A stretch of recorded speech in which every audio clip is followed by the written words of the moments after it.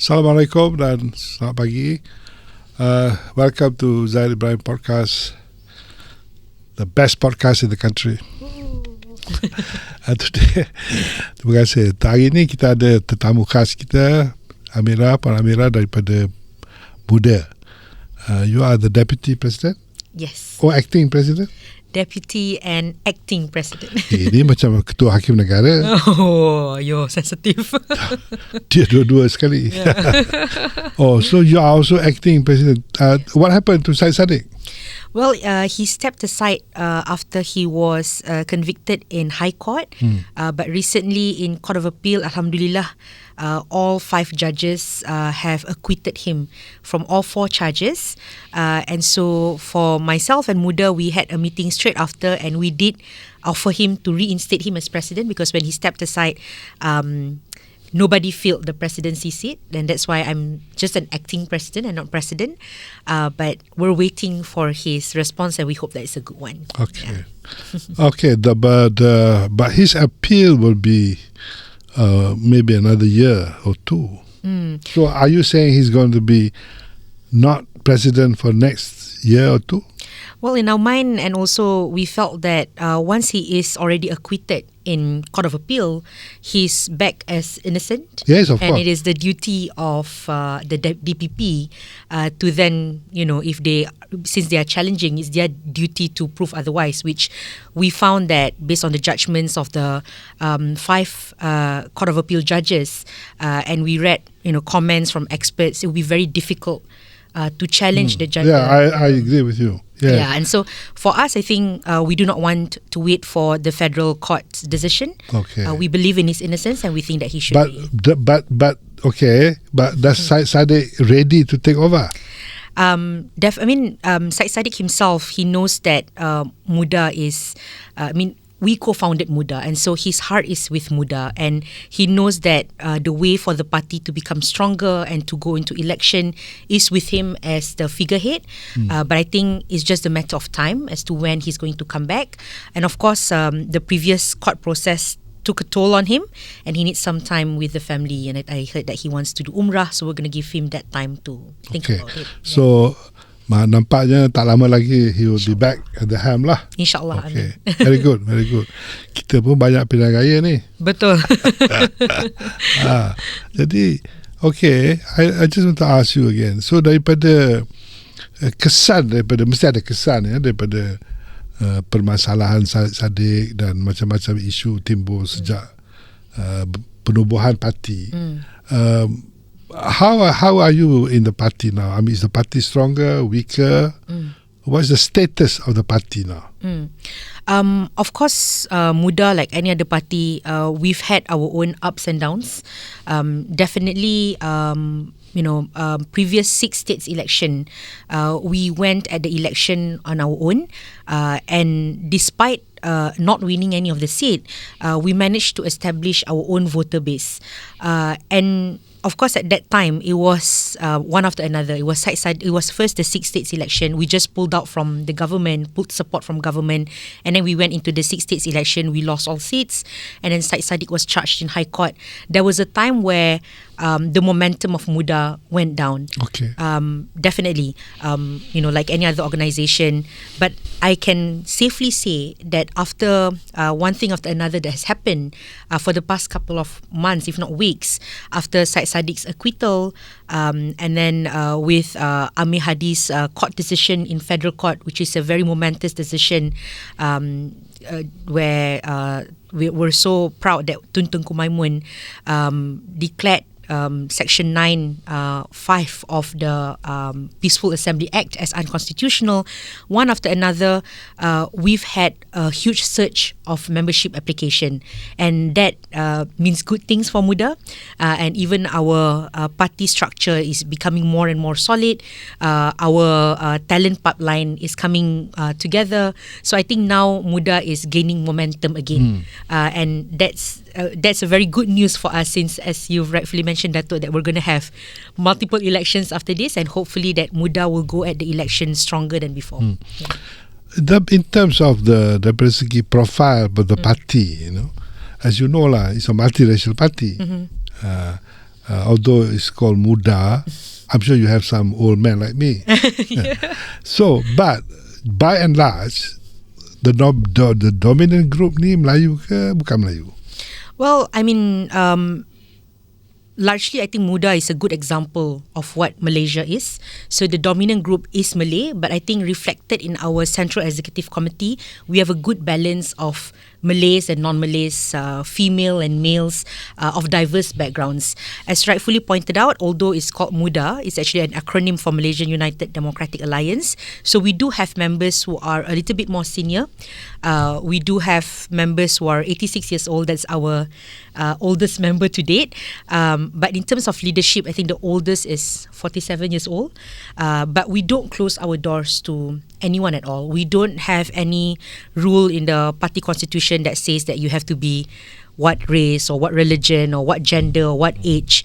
We want to celebrate democracy as it is, but also ensuring that young people have the proper platform and access to enter into politics. As you know, election, it's not just about policy, Election is not just about ideas. It's about resources, it's about the kind of leaders you have, the kind of speakers you have, the kind of attraction you have. In New York today, we have this guy, the Indian guy, Muslim, Mamdani. Yeah, Zohran Mamdani. He's very young, he's a Muslim, and yet he's able to win the Democratic nomination. And it's a Jewish state. New York is a Jewish capital of the world. And he has to fight with so much, and yet, because of his clever use of campaigning materials, TikTok or whatever, I don't know, the gadget they use, he is now talked about everywhere in the world. People talk about Mamdani now. Yeah. Now, not Madani. Oh, not Madani. Madani is a failure. But what I want to ask you is, do you have, or if you don't yet, are you going to go towards equipment, getting yourself ready with all the right resources? Because, as I said, it's a lot of things to do. Yeah. I mean, rightfully pointed out, I think our biggest challenge to date is still in terms of resources. Of course, Muda, in comparison with other political parties, we do not have, when we were founded, we do not have senior politicians or senior, someone who's more senior with a deep pocket helping us found Muda. It was really just about young people in Malaysia who wanted to, form something fresh and new in the politics of Malaysia. So until today, resources is a big challenge for us. We've had multiple fundraising series, but we also believe that coming into the next party election, we need to have a stronger structure as well. And this structure is not just in terms of organizational structure, it's also about our financial structure, and it's also about in terms of our media structure, because at the end of the day, Malaysia has changed, the world has changed. It's no longer enough for you to knock door to door to campaign. As you mentioned, TikTok, podcast, it's you have more audience on social media than on the ground. So we are actually in our series of fundraising that we will launch very soon in Muda, that we are hosting. We have different tiers of fundraising. So we have the high tier where we're going to have, very traditional fundraising dinner, fundraising lunches where people can buy tables. But we also have the ones that is more non-traditional, like having pickleball tournaments or movie nights or organizing car wash. The purpose of that is that we do not want Muda to be financially tied to one or two conglomerates, but we want Muda to be something that Malaysians, even those who can say, who donated 10 ringgit, can say that we are invested in Muda, and so we want Muda to carry our voices. So we want Muda's financial structure to be wide rather than just deep. Yeah. Okay. I have briefly discussed with you before about my passion, which is to articulate policies that I think the country needs. Yeah. You know? I'm more of a policy guy. You know, I'm no longer an active politician like before. You know, I think we need fundamental change in our policies on education, on quotas, on privileges, on economic structure and all that. So I'm putting together some of these policies after talking to some friendly parties, people who in the know. Practical suggestion how to transform. In about 2 months, I hope to compile all this, and then I'm going to give you one set, hoping that Muda, if not accept all, accept 92% of it. And I'm going to give to all other parties as well, if they care to listen and read. Yeah. I'm going to approach PAS, I'm going to give to Dr. Mahathir, I'm going to give to whoever, and a party socialist friend of mine. So I hope, why I'm doing this is because I hope with the common policy, if we somehow can agree largely on the main thrust of the policies, the rakyat may support the opposition. Yeah, so that's my plan. So, but my plan is secondary. What I want to know from you now is, how is your relationship with these other opposition parties? Well, of course, in the sense that in terms of ideology and principles, we do have some very glaring differences. However, there are multiple policies that I think we can all agree with. For example, putting aside your ideology or principle, everyone agrees that bread and butter issue is still the most important issue in Malaysia. I still believe that, when people are facing very difficult struggles, when they are in poverty, they will not be able to, think about institutional reforms. They will not be able to think about large policy or philosophical or principle discussions. Most importantly, it's about their economy, it's about their children's education, it's about job security, it's about food security, it's about housing security. And I think in this particular, when we're talking about these particular issues, there are things that we can definitely agree with, regardless whether it is with PAS or whether it is with Bersatu and any other political parties on the opposition.